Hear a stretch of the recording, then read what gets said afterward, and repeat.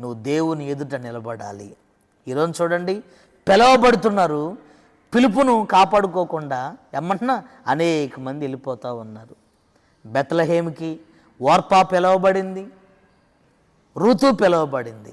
ఆ పిలుపును చూడండి ఓర్పా ఎంత నెగ్లెక్ట్ చేస్తుందో. వెంటనే ముద్దు పెట్టి వెళ్ళిపోయింది. కానీ ఆ పిలుపుని చాలా జాగ్రత్తగా కాపాడుకుంటుంది. కావాలని దేవుడు పరీక్షిస్తున్నాడు నయోమి ద్వారా. ఆ పిలుపుని చాలా జాగ్రత్తగా కాపాడుకుంది. పిలుపును జాగ్రత్తగా కాపాడుకుని బెత్లెహేములో అడుగుపెట్టింది. ఇప్పుడు బోయాజు దగ్గర ఉండుటకు, బోయాజు పొలములో నిలుచుటకు ఈ ఈ ఈ ఈ రూతు ఏమైంది తెలిసిన, ఏర్పరచబడింది. పిలుపు వేరు, ఏర్పాటు వేరు. అర్థమవుతుందా? పిలిచిన పిలుపును ఈ రోజున ఎవరైతే చాలా జాగ్రత్తగా కాపాడుకుంటారో దేవుడు వారిని ఏర్పరచుకుంటాడు.